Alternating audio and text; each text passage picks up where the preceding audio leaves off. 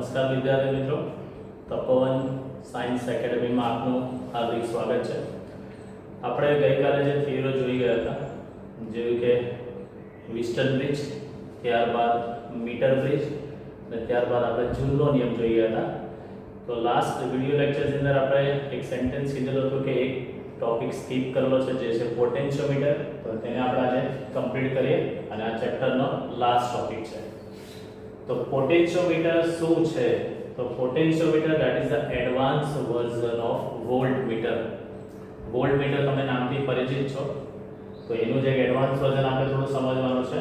Voltmeter જે છે તે ફક્ત ને ફક્ત વિદ્યુત સ્થિતિમાનનો તફાવતને મેઝર કરી શકે છે, જ્યારે પોટેન્શિયોમીટર એક એવી રચના છે કે જેના વડે સતત તમે બદલી પણ શકો છો અને સાથે સાથે માપી પણ શકાય। એટલે આના બે એડવાન્ટેજ છે। પોટેન્શિયલ ડિફરન્સ ચેન્જ બી કરી શકાય છે અને પોટેન્શિયલ ડિફરન્સ માપી પણ શકાય છે। તેઓ આપણે વિદ્યુત સ્થિતિમાનનો તફાવત મેળવી શકીએ છીએ। એટલે પોટેન્શિયોમીટર એક એવી રચના છે કે જેના વડે સતત આપણે બદલી શકાય તેવો અને સાથે સાથે માપી શકાય તેવો વિદ્યુત સ્થિતિમાનનો તફાવત મેળવી શકાય છે। અને જે સાધન વડે આપણે વિદ્યુત સ્થિતિમાનનો તફાવત એટલે કે potential difference PD that is called potential difference માપી શકીએ, તો તે સાધન આપણે નામ આપીશું પોટેન્શિયોમીટર। આને આપણે શોર્ટમાં યાદ રાખીશું પોટેન્શિયોમીટર ને શોર્ટમાં આ રીતે લખીશું, બરાબર। એટલે જ્યાં પણ આવું લખેલું હોય ત્યાં તમારે સમજવાનું છે પોટેન્શિયોમીટર છે આ। તો પોટેન્શિયોમીટર એક એવી રચના છે કે જેના વડે સતત બદલી શકાય તેવો પોટેન્શિયલ ડિફરન્સ અને સાથે તેને માપી પણ શકાય તેવો આપણે વિદ્યુત સ્થિતિમાનનો તફાવત મેળવી શકીએ છીએ। અહીંયા જે છે તે સિદ્ધાંતની આકૃતિ છે। આ પોટેન્શિયોમીટર જે છે તે પણ તમારો પ્રેક્ટિકલ છે, તમે લેબોરેટરીમાં કરશો। આ જે છે તે પણ એક આખું વુડન બ્લોક પર આખું સાધન હશે। જેવી રીતે મીટર દીઠ અંદર 100 સેન્ટીમીટરનો તાર હોય, તેવી રીતે આની અંદર 400 સેન્ટીમીટરનો તાર હોય છે, મોટા ભાગે 400 સેન્ટીમીટરનો તાર। તો અહીંયાથી આ 100 સેન્ટીમીટર, અહીંયાથી એક ધાતુની પટ્ટી દ્વારા કનેક્શન કરેલું હોય, ત્યાંથી આ ફરી પાછો બીજો 100 સેન્ટીમીટર। તો આપણે આવું જોઈએ 0 થી 100 સેન્ટીમીટર છે। ત્યારબાદ અહીંયાથી કન્ટિન્યુઅસ કરીશું આપણે 101 થી 200, ત્યારબાદ અહીંયા 201 થી 300 અને 301 થી 400 સેન્ટીમીટરનો તાર હોય। પણ એ પ્રેક્ટિકલની અંદર છે। આપણાની અંદર A થી આખો B સુધીનો જે તાર છે તેની લંબાઈ આપણે L લેવાનો છે, કેપિટલ L। A થી B એટલે આખા તારની લંબાઈ આપણે L લેવાનો છે। આ બેટરી છે જેનો આંતરિક અવરોધ R છે અને EMF એપ્સિલોન છે, તેનો ધન છેડો અહીંયા બિંદુ A સાથે જોડવાનો છે। બેટરી સાથે આપણે અહીંયા કોર્ડ એટલે કે સ્વિચ જોડેલી છે અને સ્વિચ સાથે RB that is called resistance box. RB એટલે કહેવામાં આવે છે રેઝિસ્ટન્સ બોક્સ। ગુજરાતીમાં આને આપણે કહીશું અવરોધ પેટી। ગુજરાતીમાં આને આપણે કહીશું અવરોધ પેટી। તો પોટેન્શિયોમીટરના તારની સાથે એપ્સિલોન જેટલો EMF અને સ્મોલ r આંતરિક અવરોધ ધરાવતી બેટરી સાથે કોર્ડની સાથે અવરોધ પેટી શ્રેણીમાં જોડેલું છે અહીંયા। તો બેઝિકલી એપ્સિલોન જેટલું EMF, સ્મોલ r આંતરિક અવરોધ ધરાવતી બેટરી સાથે અવરોધ પેટી। આ અવરોધ પેટી કે જેનો અવરોધ આપણે લઈશું કેપિટલ R હોય, તે જે છે આ પોટેન્શિયોમીટરના તાર સાથે શ્રેણીમાં જોડેલું છે। પોટેન્શિયોમીટરના આખા તારની લંબાઈ કેપિટલ L છે। આપણે અહીંયા એક દાખલા લઈશું અહીંયા કે એકમ લંબાઈ દીઠ સમાન અવરોધ ધરાવતો આખો જે તાર છે તેની સાથે શ્રેણીમાં જોડેલું છે। એનો મતલબ કે આ એકમ લંબાઈ દીઠ તારનો અવરોધ કંઈક ને કંઈક હશે। તો આપણે ધારીએ AB તારનો કુલ અવરોધ કેટલો બનશે? L * ρ। કઈ રીતે? તો આ બાળક રીતે આપણે ધારી લઈએ કે એકમ લંબાઈ દીઠ તારનો અવરોધનો ρ ધારું છું। એકમ લંબાઈની તારનો અવરોધ ρ, તો આખા AB તારની લંબાઈ કેટલી છે? Capital L। તો એકમ લંબાઈનો અવરોધ ρ, તો L લંબાઈનો અવરોધ કેટલો? તો L * ρ। એટલે આખા AB તારનો કુલ અવરોધ થશે L * ρ। અવરોધ પેટીનો અવરોધ આપણે લીધેલો છે R લીધેલો છે અને બેટરીનો આંતરિક અવરોધ આપણે લીધેલો છે સ્મોલ r। એટલે વ્યવહારમાં આની અંદર ત્રણ અવરોધ છે: બેટરીનો આંતરિક અવરોધ, અવરોધ પેટીનો અવરોધ અને પોટેન્શિયોમીટરના તારનો આખો અવરોધ જે આપણે જોઈ ગયા L * ρ। એકમ લંબાઈની ρ, તો L લંબાઈ કેટલો? એટલે જવાબ આવે છે L * ρ। હવે જેવું આપણે સ્વિચ ઓન કરીએ, ગઈકાલે આપણે ડિસ્કસ કરી ગયા છે આગળના લેક્ચર્સ ની અંદર કે ભાઈ આ બે કૌંસની વચ્ચે ટપકું કરેલું તો સ્વિચ ઓન છે, સ્વિચ ઓન એટલે પરિપથમાં પ્રવાહનું વહન થશે. તો ઓહમના નિયમ મુજબ પરિપથમાં કેટલો પ્રવાહ જશે? તો પરિપથમાં પ્રવાહ શોધવા માટે આપણે ઓહમનો નિયમ યાદ કરો, V/R આવું મળી ગયા છે. તો V ની જગ્યાએ અહીંયા આપણી પાસે બેટરીનું EMF એપ્સિલોન છે. તો I = એપ્સિલોન અપોન કુલ અવરોધ. કુલ અવરોધ એટલે ત્રણ અવરોધ છે આપણી પાસે શ્રેણીમાં, R રેઝિસ્ટન્સ બોક્સનો અવરોધ અને કુલ તારનો અવરોધ. શ્રેણીમાં છે એટલે ત્રણે ત્રણ અવરોધનો આપણે સરવાળો કરીશું. તો R + L * ρ + સ્મોલ r. આ જે છે તે પરિપથનો કુલ પ્રવાહ છે. હવે આપણે અહીંયા આગળ જોઈ ગયા છે કે પોટેન્શિયોમીટર એક એવી રચના છે કે જેના વડે સતત બદલી શકાય. તો હું ઇનિશિયલી કેવી રીતે બદલી શકાય તેવું કહી શકાય. તો ધારો કે આ તાર ઉપર હું કોઈ બિંદુ પસંદ કરું છું C. આખા તારની લંબાઈ કેપિટલ L છે. હું કોઈ બિંદુ પસંદ કરું છું તો A અને C વચ્ચેના તારની લંબાઈ જે છે તે માત્ર સ્મોલ l જેટલી છે તે આપણે ધારીએ છીએ. એટલે હું ખાલી આ બે બિંદુ વચ્ચેનો વિદ્યુત સ્થિતિમાનનો તફાવત શોધીશ પહેલા. તો ધારો કે તાર પર A થી C સુધીની લંબાઈ સ્મોલ l હોય તો આટલા તારનો અવરોધ કેટલો થાય? તો સેમ એ જ મેથડ ફરી પાછું કે એકમ લંબાઈ દીઠ અવરોધ જો ρ હોય તો સ્મોલ l લંબાઈ દીઠ અવરોધ કેટલો થશે? તો લખી શકાય સ્મોલ l * ρ. એટલે AC તારનો અવરોધ થઈ ગયો સ્મોલ l * ρ. ચાલો તો હવે A થી C વચ્ચે આપણે વિદ્યુત સ્થિતિમાનનો તફાવત મારે શોધવો હોય તો બિંદુ A અને C વચ્ચેનો પોટેન્શિયલ ડિફરન્સ જેને આપણે ડિનોટ કરીએ છીએ VL થી. L એટલે શું છે? A અને C વચ્ચેના તારની લંબાઈ. ચાલો તો ઓહમનો નિયમ છે V = IR. તો I નો I અને R એટલે AC તારનો અવરોધ જે આપણે જોઈ ગયા છે L * ρ. એટલે સૂત્ર બનશે I * L * ρ. I ની કિંમત આપણી પાસે છે અહીંયા સમીકરણ 1 પરથી epsilon upon R + L ρ + R અને * L * ρ. આ ρ જે છે તેને કૌંસમાં આપણે અંદર લખીએ અહીંયા. સો VL = epsilon * ρ upon R plus L rho plus R into L. હવે આ જે બ્રેકેટ ની અંદર જે આખી રાશિ છે તે કોન્સ્ટન્ટ રાશિ છે. શા માટે? તો epsilon that is a fix કારણ કે બેટરીના વોલ્ટેજ EMF છે. rho એટલે એકમ લંબાઈનો અવરોધ that is also constant. Capital R that is called resistance બોક્સનો અવરોધ જે પણ ફિક્સ હોય છે. એટલે આની અંદરથી આપણે જે બી અવરોધ કાઢીશું તે ફિક્સ હશે. L * ρ એટલે આખા તારનો અવરોધ, AB તારનો અવરોધ એ ફિક્સ હોય છે. અને સ્મોલ r બેટરીનો આંતરિક અવરોધ તે પણ કોન્સ્ટન્ટ હોય છે. એટલે કૌંસમાં આવેલી બધી રાશિ જે છે તે કોન્સ્ટન્ટ છે જેને હું સિગ્મા થી ડિનોટ કરું છું. તો આને આપણે લખી શકીએ VL = સિગ્મા * L. સિગ્માની જગ્યાએ તમારા ટેક્સ્ટબુક ની અંદર 5 સંકેત છે. બંનેમાંથી કોઈ પણ સંકેત તમે એક્ઝામમાં લખી શકો છો. તો સિગ્મા અથવા તો phi શું છે? તો કૌંસમાં આવેલી જે રાશિ છે તે epsilon * ρ upon R plus L * ρ plus small r. હવે આ કૌંસમાં આવેલી રાશિ આખી કોન્સ્ટન્ટ છે તો આપણે લખી શકીએ VL that is proportional to L. VL that is proportional to L જે પોટેન્શિયોમીટરના સિદ્ધાંતનું ગાણિતિક સ્વરૂપ છે. તો સિદ્ધાંત કયા રીતે આપણે લખી શકીએ? અવરોધક તારના એટલે આ જે છે આખો તાર એ અવરોધક તાર છે. અવરોધક તારના કોઈ પણ બે બિંદુઓ વચ્ચેનો વિદ્યુત સ્થિતિમાનનો તફાવત. એનો મતલબ કે C બિંદુ અહીંયા લીધું છે. કોઈ કે મારે C બિંદુ અહીંયા લેવું છે તો અહીંયા પણ લઈ શકાય, અહીંયા પણ લઈ શકાય. બિંદુ ગમે ત્યાં તમે લઈ શકો છો A થી B ની વચ્ચે.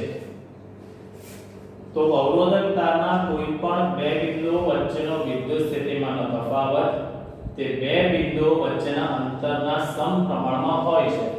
એનો મતલબ કે આ જે લંબાઈ જેમ જેમ વધતી જશે એટલે C બિંદુ અહીંયા છે એની જગ્યાએ C બિંદુ અહીંયા તો લંબાઈ ઓર વધશે તો વિદ્યુત સ્થિતિમાનનો તફાવત ઓર વધારે મળશે. C બિંદુ અહીંયા આપણે લઈએ છીએ તો ઓર લંબાઈમાં વધારો થયો તો વિદ્યુત સ્થિતિમાનમાં ઓર વધારો આપણને મળશે. કહેવાનો કન્સેપ્ટ કે જેમ જેમ લંબાઈ વધતી જાય તેમ તેમ વિદ્યુત સ્થિતિમાનનો તફાવત પણ આપણને મોટો ને મોટો મળતો રહેશે. એટલે પોટેન્શિયોમીટર એક એવી ડિવાઇસ છે કે જેના વડે આપણે સતત બદલી શકીએ છીએ. એટલે આ બિંદુ તમે ચેન્જ કરો એટલે સતત પોટેન્શિયલ ડિફરન્સ પર શું થશે? બદલાતો જતો હોય છે. એટલે that is the advanced version of voltmeter. Voltmeter આપણું ટેબલ વોલ્ટમીટર જે આપણે લેબોરેટરીમાં યુઝ કરીએ છીએ તે. આની અંદર સૌથી ઇમ્પોર્ટન્ટ વસ્તુ આખા તારનો અવરોધ જે શોધવાનો છે તેની અંદર આ વસ્તુની ખાસ ધ્યાનમાં રાખવાની બાબત કે એકમ લંબાઈ અવરોધ તમારે લેવાનો છે. એકમ લંબાઈ અવરોધ આપણે લેવાનો છે ρ. તો l લંબાઈ અવરોધ કેટલો? તો આપણે લખી શકીએ l * ρ. અવરોધ પેટીમાંથી અવરોધ કાઢીશું r છે અને બેટરીનો આંતરિક અવરોધ છે તે સ્મોલ r. તો ઓહમના નિયમ પરથી આપણે પહેલા પ્રવાહ શોધીશું, ત્યારબાદ આપણે કોઈ પણ બિંદુ પસંદ કરીશું જેની લંબાઈ આપણે લખીશું અને એ લંબાઈના તારનો અવરોધ કેટલો હશે? તો મેથડ સેમ છે. એકમ લંબાઈ અવરોધ ρ છે તો l લંબાઈ અવરોધ કેટલો? લે આવી ગયા બાર. એ બે બિંદુ વચ્ચે આપણે વિદ્યુત સ્થિતિમાનનો તફાવત શોધવો છે તો ઓહમનો નિયમ V = I as it is અને r ની જગ્યાએ l * ρ. તો I ની કિંમત સમીકરણ 1 પર મૂકી, ρ ને અંદર લઈ ગયા તો epsilon * ρ r plus l ρ plus r into l. કૌંસમાં આવેલી બધી રાશિ કોન્સ્ટન્ટ છે જેને સિગ્મા થી પણ ડિનોટ કરી શકો છો અથવા તો phi થી ડિનોટ કરી શકો છો. તો આના પરથી આ કૌંસમાં આવેલી રાશિ કોન્સ્ટન્ટ તો Vl that is proportional to L એટલેનો સિદ્ધાંત થઈ ગયો. અવરોધક તારના કોઈ પણ બે બિંદુઓ વચ્ચેનો વિદ્યુત સ્થિતિમાનનો તફાવત તે બે બિંદુઓ વચ્ચેના અંતરના સમપ્રમાણમાં હોય છે. જ્યાં સિગ્મા અથવા તો phi ને કહેવામાં આવે છે વિદ્યુત સ્થિતિમાનનું પ્રચલન. અને જસ્ટ સમજે પ્રચલન તો આ જે છે સિગ્મા જે છે that is to વિદ્યુત સ્થિતિમાનનું પ્રચલન. તો સિગ્મા = VL / L. આને શું કહી શકાય? છેદમાં L છે તો આને મારે વ્યાખ્યા આપવી હોય તો આવી લખી શકાય એકમ લંબાઈને મળતા વિદ્યુત સ્થિતિમાનને વિદ્યુત સ્થિતિમાનનું પ્રચલન પણ કહેવામાં આવે. તેનો એકમ એનો મારે એકમ લખો તો વિદ્યુત સ્થિતિમાનનો એકમ વોલ્ટ, લંબાઈનો એકમ મીટર. એટલે એકમ લંબાઈને મળતા વિદ્યુત સ્થિતિમાનને વિદ્યુત સ્થિતિમાનનું પ્રચલન કહેવાય છે. તો આ છે પોટેન્શિયોમીટરનો સિદ્ધાંત. એના બે ઉપયોગ છે જે આપણે આગળની થિયરીમાં જોઈશું. પહેલો ઉપયોગ બેટરીનો આંતરિક અવરોધ બી આના દ્વારા શોધી શકાશે. પોટેન્શિયોમીટર વડે બેટરીનો આંતરિક અવરોધ શોધી શકાય અને આ જ પોટેન્શિયોમીટર વડે બે સેલના EMF ની સરખામણી પણ કરી શકાય, જેના સૂત્ર આપણે આગળની થિયરીમાં તારવીશું. ઓકે વિદ્યાર્થી મિત્રો, આપણે લાસ્ટ લેક્ચરની અંદર જે પોટેન્શિયોમીટરનો સિદ્ધાંત જોઈએ અને પોટેન્શિયોમીટરની બે એપ્લિકેશન છે. પહેલી એપ્લિકેશન પોટેન્શિયોમીટરની મદદથી આપણે બેટરીનો આંતરિક અવરોધ શોધી શકીએ છીએ અને પોટેન્શિયોમીટરની મદદથી બે સેલના EMF ની સરખામણી કરી શકીએ છીએ. તો આપણે પહેલી એપ્લિકેશન સ્ટડી કરીએ. પોટેન્શિયોમીટરની મદદથી બે વિદ્યુત કોષોના EMF ની સરખામણી કરવા માટેનું સૂત્ર આપણે તારવીએ. તો બેઝિકલી આ જે છે તે આપણો પોટેન્શિયોમીટરનો પેલો જે તાર જે આગળની થિયરીમાં જોઈ ગયા છે તે જ બેટનો તાર છે. તેની સાથે એના બિંદુ A છેડા પર આપણા મેઇન સેલ જેનો EMF એપ્સિલોન અને જેનો આંતરિક અવરોધ R, મેઇન કળ K અને રેઝિસ્ટન્સ બોક્સ અવરોધ પેટી જોડેલું છે. જે બે સેલના EMF ની સરખામણી કરવાની છે તેના બંનેના ધન છેડાને A બિંદુ સાથે જ કનેક્ટ કરવાના છે. અને અહીંયા જે જોડેલી છે તે દ્વિમાર્ગી કળ છે. દ્વિમાર્ગી કળ આનું ફંક્શનિંગ કેવી રીતે થતું હોય છે તે આની અંદર ત્રણ ટર્મિનલ આવે, એક અહીંયા, એક વચ્ચે અને અહીંયા નીચે. તો બેઝિકલી નેગેટિવ છેડો અહીંયા ઉપર કનેક્ટ કરીએ અને જો હું આ વચ્ચેના છેડા સાથે જોડેલું છે અહીંયા ગેલ્વેનોમીટર અને બીજી બેટરીનો નેગેટિવ છેડો અહીંયા આ ટર્મિનલ સાથે આપણે કનેક્ટ કરેલો છે. સપોઝ આપણે આની અંદર સ્વિચની અંદર એક કી ઇન્સર્ટ કરવાની આવે. એ કી ધારો કે હું K1 ની અંદર જ ઇન્સર્ટ કરું છું, આની અંદર જ ઇન્સર્ટ કરું છું, તેનો મતલબ કે પહેલી બેટરી ફંક્શનિંગમાં આવશે, એટલે પહેલી બેટરીનું જોડાણ થયું છે તેવું કહેવામાં આવે. હવે એમાંથી જે કી નાખેલી છે તે કાઢીને ધારો કે આપણે બીજી બેટરીની અંદર એને ઇન્સર્ટ કરીને નાખીશું તો એનો મતલબ કે બીજી બેટરી એની અંદર ફંક્શનિંગમાં છે તેવું આપણે કહી શકીએ. એટલે બેઝિકલી બેટરીને આપણે ટુ વે સ્વિચનું કનેક્શન આ રીતે આપણે કરી શકીએ છીએ. અત્યારે આપણે બંને કી ઓપન રાખેલી છે. ચલો સમજો તો આની અંદરથી પોટેન્શિયોમીટરની મદદથી આપણે બે સેલના EMF ની સરખામણી કરી શકીએ. સર્કિટનું ફંક્શનિંગ થવા માટેની સૌથી જરૂરી શરત આ main cell that is called driver cell કહેવાય અથવા તો આને ચાલક કોષ કહેવાય. આ ડ્રાઈવર સેલનું EMF આ બંને બેટરીના EMF કરતા વધારે હોવું જરૂરી છે. એનો મતલબ કે આનું મૂલ્ય એપ્સિલોનનું મૂલ્ય ગ્રેટર ધેન એપ્સિલોન 1 અને આ એપ્સિલોનનું મૂલ્ય ગ્રેટર ધેન એપ્સિલોન 2 હોવું જરૂરી છે. એટલે આ કન્ડિશનનું પાલન નહીં થાય, આ સર્કિટના ફંક્શન માટેની જરૂરી શરત epsilon that is greater than epsilon 1 અને એપ્સિલોન ગ્રેટર ધેન એપ્સિલોન 2 હોવું જરૂરી છે. આ બંને સેલના EMF કરતા જો આ સેલનો EMF ઓછો હોય તો આ સર્કિટનું ફંક્શનિંગ થઈ શકતું હોતું નથી. એટલે સૌથી જરૂરી શરત છે જે MCQ પોઈન્ટ ઓફ વ્યૂ થી કામની છે. તો ઇનિશિયલ સ્ટેજ પર આપણે કામ કરીશું પહેલી બેટરી માટે. તો હું K1 ને ઇન્સર્ટ કરું છું. એનો મતલબ કે કી જે છે તે K1 માં આપણે ઇન્સર્ટ અહીંયા કરીશું. હવે જેવી કી આપણે ઇન્સર્ટ કરીશું એનો મતલબ કે એપ્સિલોન 1 EMF વાળી બેટરી અત્યારે સર્કિટની અંદર કનેક્શનમાં છે. તો સર્કિટની અંદર આપણે શું કામ કરવાનું છે તે કે અહીંયા ગેલ્વેનોમીટર જોડેલું છે અને ગેલ્વેનોમીટરનો બીજો છેડો જે છે તે જોઈન્ટ કીમાં હશે. જોઈન્ટ કી આપણે યાદ કરો લાસ્ટ લેક્ચરમાં ભણી ગયા છે પેલું બોલ પેન જેવું જે સાધન આવશે તેની અંદર એ જોઈન્ટ કીને પહેલા આપણે બિંદુ A પર ટચ કરીશું એટલે ગેલ્વેનોમીટર આખું એક બાજુ ડિફ્લેક્શન આવશે. ત્યારબાદ B પર ટચ કરીશું એટલે વિરુદ્ધ બાજુ ડિફ્લેક્શન આવશે. એનો મતલબ કે સર્કિટ પ્રોપરલી કનેક્શનમાં છે એટલે સર્કિટ ફંક્શનિંગ કરે છે. આપણે ફાઇન્ડ કરીશું નલ પોઈન્ટ એટલે કે તટસ્થ બિંદુ ફાઇન્ડ કરીશું. તો બિંદુ A પરથી જોઈન્ટ કીને તાર પર સરકાવતા આપણે એવા બિંદુ પર આવીશું કે જેથી ગેલ્વેનોમીટર મેક્સિમમ પરથી ક્યાં આવી જશે 0 પર આવી જશે. ધારો કે જોઈન્ટ કીને તાર પર સરકાવતા આપણે C1 બિંદુ પર આવીએ છે ત્યારે ગેલ્વેનોમીટર મેક્સિમમ પરથી આવી જાય છે 0 પર. તો ધેટ ઇઝ કોલ્ડ તટસ્થ બિંદુ એટલે કે નલ પોઈન્ટ. પહેલી બેટરી માટેનો તટસ્થ બિંદુ આપણને C1 પર મળે છે. એનો મતલબ કે આ પરિસ્થિતિ જ્યારે સાકાર થશે એનો મતલબ કે ગેલ્વેનોમીટરમાંથી પસાર થતો પ્રવાહ 0 થઈ ગયો છે. તો ગેલ્વેનોમીટરમાંથી પસાર થતો પ્રવાહ 0 થઈ જશે. તો તે કન્ડિશનની અંદર આપણને આ બિંદુ A અને C1 વચ્ચે જે ટર્મિનલ વોલ્ટેજ મળશે તે પહેલી બેટરીના EMF જેટલા જ મળશે. કેમ આવું કહી શકાય? તો ગેલ્વેનોમીટરમાંથી પસાર થતો પ્રવાહ 0 થઈ ગયો એટલે આપણે યાદ કરવું ભણી ગયા છે કે જેને ઓપન સર્કિટ કન્ડિશન કહેવાય. That is called OCC. તો ઇનિશિયલી આપણે બેઝિકલી પહેલી બેટરી માટેનું ફંક્શનિંગ કરીએ છીએ. તો K1 ઇન્સર્ટ કરતા આપણને જોઈન્ટ કીને પોઈન્ટ A પર ટચ કરતા અને B પર ટચ કરતા બંને બાજુ ડિફ્લેક્શન મળે છે અને પહેલી બેટરી માટે આપણે નલ પોઈન્ટ ફાઇન્ડ કરીશું જે આપણને C1 પર મળે છે. તો A થી C1 સુધીની લંબાઈ આપણે કહીશું L1 જેટલી લંબાઈ છે તેવું આપણે કહી શકીશું. તો થોડું ડિસ્ક્રિપ્શન જોઈએ. પ્રથમ એપ્સિલોન 1 EMF વાળી બેટરીના ધન ધ્રુવને A બિંદુ પર સાથે અને ઋણ ધ્રુવને અને K1 મારફતે ઋણ ધ્રુવને K1 મારફતે પહેલી કી K1 મારફતે ગેલ્વેનોમીટર સાથે જોડેલી છે. ગેલ્વેનોમીટરનો બીજો છેડો જે જોઈન્ટ કી જે છે તેની અંદર આપણે કનેક્ટ કરેલો છે.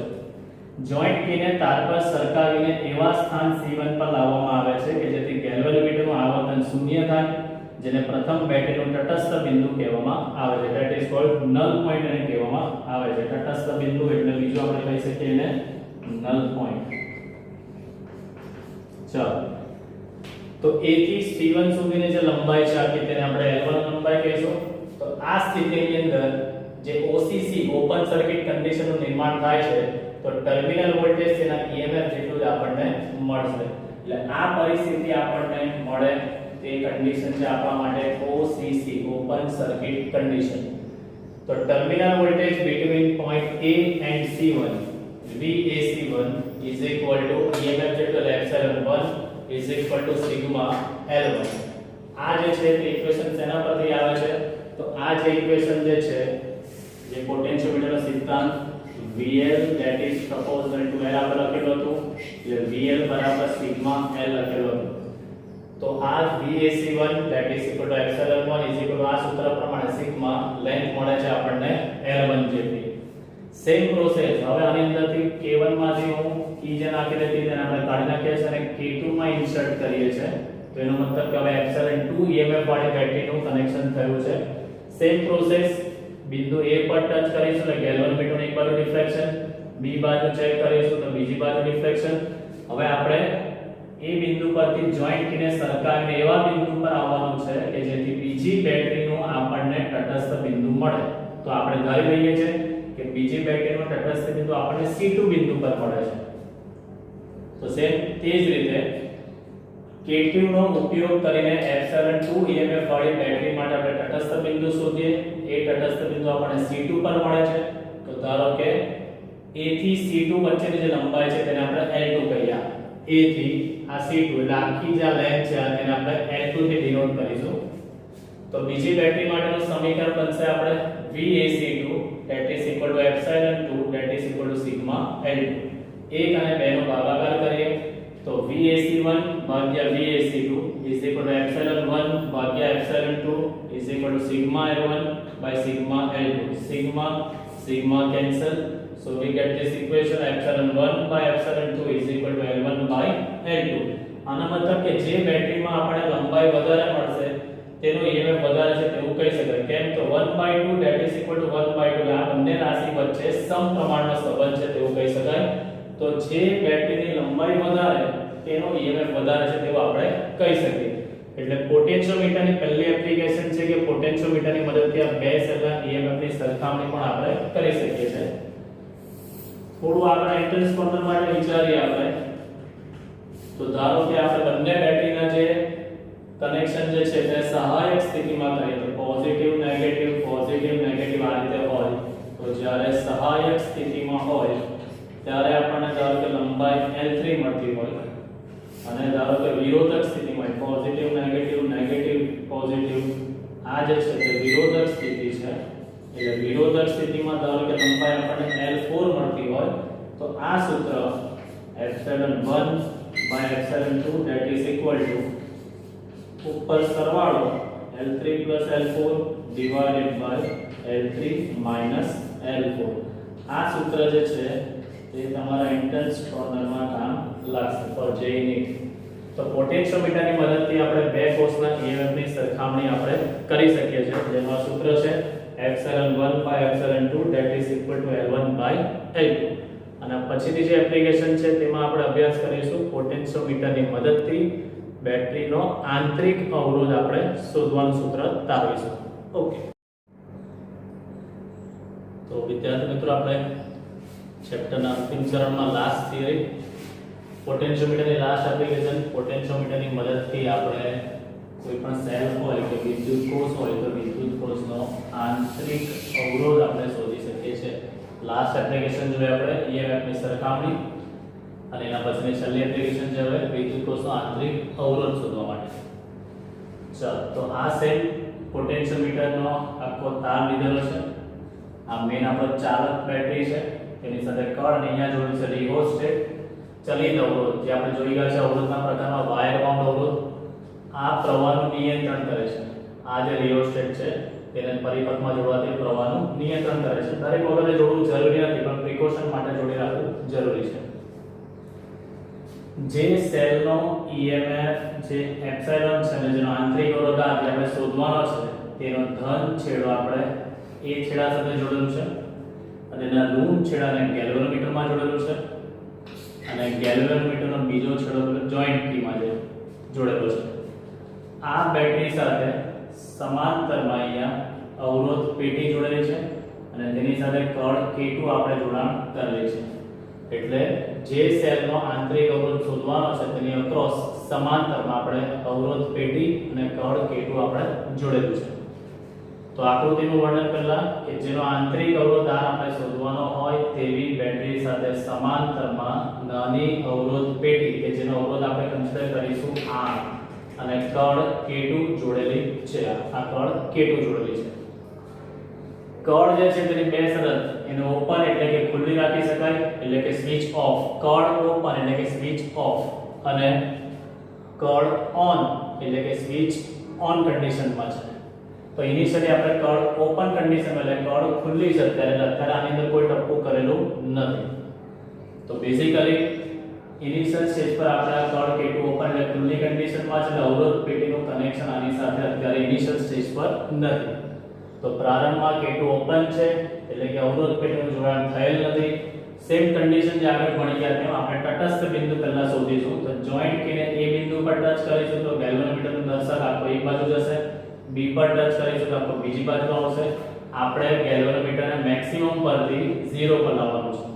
તો ધારો કે પ્રારંભિક કન્ડિશનની અંદર ધારો કે તટસ્થ બિંદુ આપણને C1 બિંદુ પર મળે છે અહીંયા કે આ જ્યારે અવરોધ પેટીનું જોડાણ નથી જોઈન્ટ કીને તાર પર સરકાવશું તો એ આપણને નલ પોઈન્ટ C1 બિંદુ પર મળે છે. અવરોધ પેઢીનું જોડાણ નથી એટલે આ પ્રવાહ જે છે તે બેઠો જ આ માર્ગે જશે એટલે બેઝિકલી ઇનિશિયલ સ્ટેજ પર આપણને જે અવરોધ પેઢીનું જોડાણ ન હોવાથી આપણને A થી C1 વચ્ચે જે મળતો ટર્મિનલ વોલ્ટેજ હશે તે બેટરીના EMF જેટલો જ હશે કારણ કે અત્યારે આપણી પાસે અવરોધ પેઢીનું કોઈ જોડાણ નથી તો અવરોધ પેઢીનું જોડાણ થયેલ નથી તે કિસ્સામાં તટસ્થ બિંદુ આપણને C1 બિંદુ પર મળે છે A થી C1 વચ્ચેની જે લંબાઈ છે તે લંબાઈને આપણે કહીએ છીએ L1 લંબાઈ છે માટે AC1 L1 તો આ કન્ડિશન એટલે આપણે ફરી પાછી કઈ શરત કહી શકાય ઓપન સર્કિટ કન્ડિશન OCC ચલો તો VAC1 એટલે A થી C1 વચ્ચેના ટર્મિનલ વોલ્ટેજ OCC ની અંદર V બરાબર એપ્સિલોન હોય એટલે VAC1 એપ્સિલોન સિગ્મા L1 હવે આપણે નેક્સ્ટ સ્ટેપ K2 ને ક્લોઝ કરીએ છીએ એટલે કે સ્વિચ આપણે જે છે ઓન કરીએ છીએ હવે મેઈન વસ્તુ જેવું આપણે સ્વિચ ઓન કરીશું એટલે આ અવરોધ પેઢીની જોડે સમાંતરમાં જોડાણમાં આવી જશે તો બેઝિકલી અવરોધ પેઢીનો જે બી કોઈ અવરોધ હશે તો હું ચોક્કસ એક મૂલ્યનો ફિક્સ અવરોધ કાઢી લઈશ એની અંદરથી અવરોધ પેઢી એક ડબ્બા જેવો આવશે જેની અંદર બધી અવરોધની ઉપર મૂલ્ય લખીને ઠેસીઓ હશે એમાંથી કોઈ પણ એક ચોક્કસ મૂલ્યનો આપણે ઠેસી કાઢી લઈએ કે ચોક્કસ મૂલ્યનો અવરોધ આપણે કાઢી લઈશું અને ફરી પાછી સેમ પ્રોસેસ અને ગેરહાજરીમાં જે નલ પોઈન્ટ શોધતા હતા હવે એની હાજરીમાં આપણે નલ પોઈન્ટ શોધીશું તો અવરોધ R ના કોઈ એક ચોક્કસ મૂલ્ય માટે તાર પર આપણે તટસ્થ બિંદુ શોધીશું ધારો કે આ તટસ્થ બિંદુ આપણને C2 પર મળે છે તટસ્થ બિંદુ આપણને C2 પર મળે છે તો બેઝિકલી આ કિસ્સાની અંદર હવે અહીંયા અવરોધ પેઢીનું જોડાણ હોવાથી આપણને આની અંદર પહેલી કન્ડિશનમાં આનું કનેક્શન નહીં હતું એટલે જે ટર્મિનલ વોલ્ટેજ જે મળતો હતો તે EMF જેટલો મળતો હતો પણ હવે અવરોધ પેઢીના અવરોધ જોડાણમાં આવી ગયો છે એટલે હવે આપણને EMF મળશે નહીં હવે આપણને મળશે બેટર ટર્મિનલ વોલ્ટેજ જ મળશે જે EMF જેટલો હશે નહીં કારણ કે અવરોધ પેઢી જોડાણમાં આવી ગઈ છે એટલે આનું પણ અંદર ફંક્શનિંગ થશે તો અવરોધ R ના કોઈ એક મૂલ્ય માટે તાર પર તટસ્થ બિંદુ શોધતા ધારો કે તટસ્થ બિંદુ C2 પર મળે છે આ કિસ્સામાં મળતો ટર્મિનલ વોલ્ટેજ EMF જેટલો હોતો નથી અને A થી C2 સુધીની જે લંબાઈ છે તેને આપણે L2 થી વ્યાખ્યાયિત કરીએ છીએ તો VAC2 અહીંયા V જ લખાશે કારણ કે હવે આપણને EMF મળતો નથી હવે આપણને ટર્મિનલ વોલ્ટેજ જ